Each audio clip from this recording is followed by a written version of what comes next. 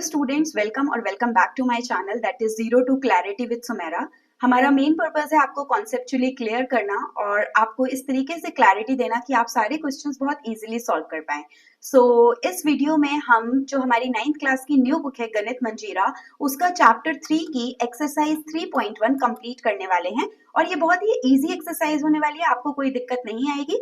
तो वीडियो में बने रहें और स्टार्ट करते हैं हम क्वेश्चन नंबर 1 से।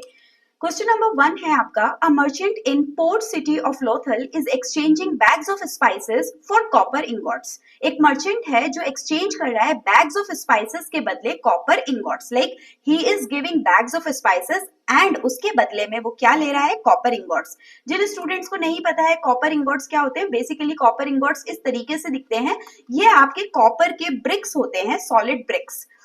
अब आगे वो बोल रहा है he receives 15 ingots for every 2 bags of spices। मतलब उसके पास 2 bags of spices हैं, तो हर 2 bags of spices के बदले उसको कितने ingots मिलते हैं?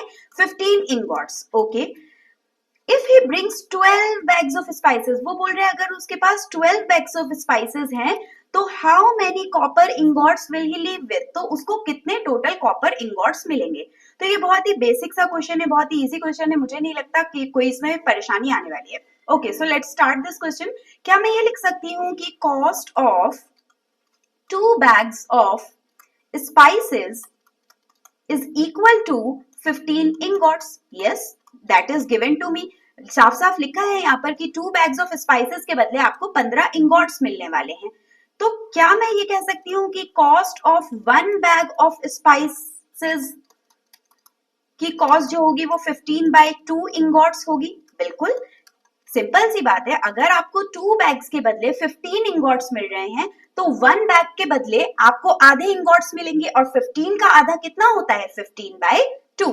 तो ये आ गई cost of 1 bag of spices.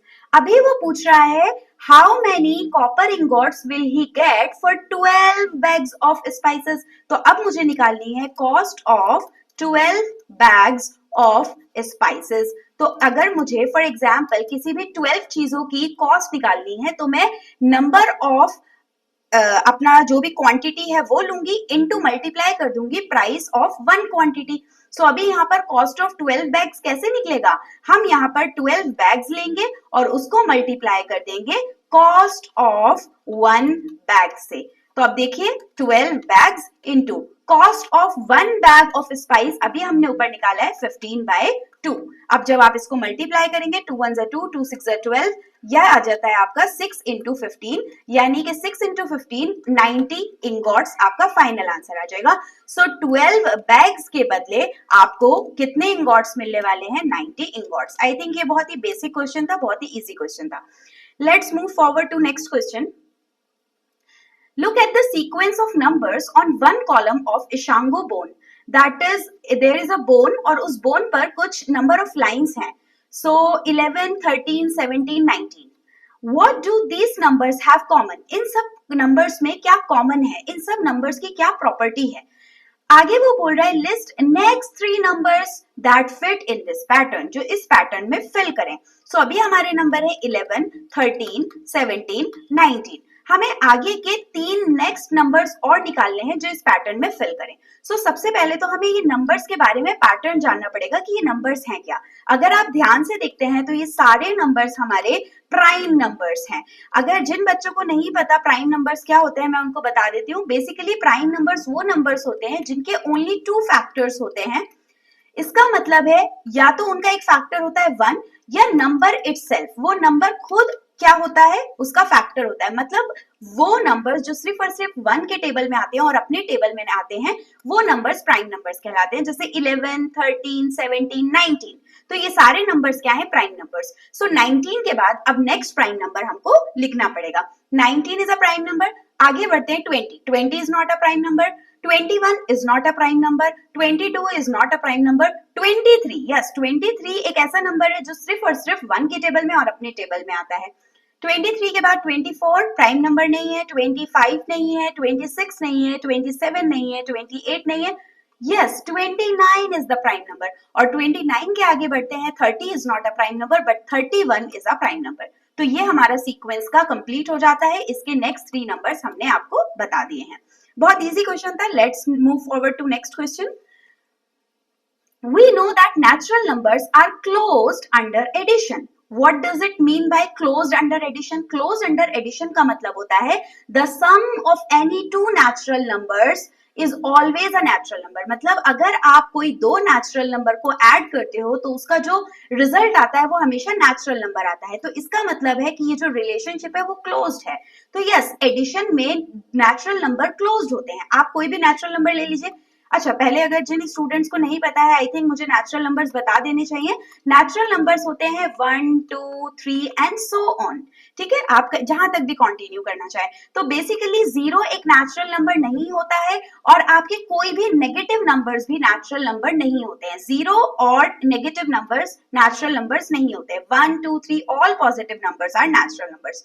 सो अगर मैं आपके लिए ये जस्टिफाई करूं कि दो नेचुरल नंबर्स का सम हमेशा नेचुरल नंबर होता है, suppose 5 and 7 both are natural numbers and 5 and 7 को अगर आप ऐड करते हो तो आपका आंसर आता है 12। 12 is also a natural number. So yes, they are closed under addition. अब वो आगे पूछ रहा है, are they closed under subtraction as well? क्या ये सब्ट्रैक्शन में भी क्लोज होते हैं? इसका मतलब कि अगर दो नेचुरल नंबर को सब्ट्रैक्ट किया जाए तो क्या हमेशा नेचुरल नंबर आएगा? आगे वो कह रहा है provide a couple of example to justify your example. जो भी आपका आंसर होगा उसको जस्टिफाई करने के लिए आप एग्जाम्पल्स दीजिए। तो पहले तो मैं आपको आंसर बताना चाहूंगी। तो आंसर है no, natural numbers are not closed under subtraction। जैसे एडिशन में क्लोज थे बट सब्ट्रैक्शन में क्या नहीं होते? सब्ट्रैक्शन में क्लोज नहीं होते। देखिए, अगर आप एक लार्ज नेचुरल नंबर में से स्मॉल नेचुरल नंबर माइनस करते हैं तो वो क्लोज्ड हो जाएंगे क्योंकि नेचुरल नंबर आएगा। सपोज कोई भी आप लार्ज नेचुरल नंबर ले लीजिए, लेट्स से 10, और आप कोई भी स्मॉल नेचुरल नंबर ले लीजिए, लेट्स से 4। 10 माइनस 4 आपका आंसर आता है 6। सो यस, दो नेचुरल नंबर्स का सब्ट्रैक्शन 6 हो गया। लेकिन ये हमेशा पॉसिबल नहीं होगा। अगर आप इसको उल्टा कर दें, मतलब आप एक स्मॉल नेचुरल नंबर में से लार्ज नेचुरल नंबर माइनस करते हैं, तो देखिए क्या आपके पास नेचुरल नंबर आता है। सपोज मैंने कोई स्मॉल नेचुरल नंबर लिया 4 और लार्ज नेचुरल नंबर लिया 6। 4 माइनस 10 आपके पास आंसर आएगा -6, और -6 इज अ नेगेटिव नंबर, और नेगेटिव नंबर नेचुरल नंबर नहीं होते। तो हमें ये समझ आ गया कि जो आपके नेचुरल नंबर्स हैं वो क्लोज्ड नहीं होते, किसमें? सब्ट्रैक्शन में। यही हमको बताना था और हमने साथ में कुछ एग्जांपल्स भी ले लिए। आई थिंक ये सारे क्वेश्चंस क्लियर होंगे। इसका क्वेश्चन नंबर 4 है जो बिल्कुल भी रेलेवेंट नहीं है। तो दैट्स ऑल फॉर एक्सरसाइज 3.1। बाकी 3.2 के लिए आप दूसरी वीडियो देख सकते हैं। Thank you so much.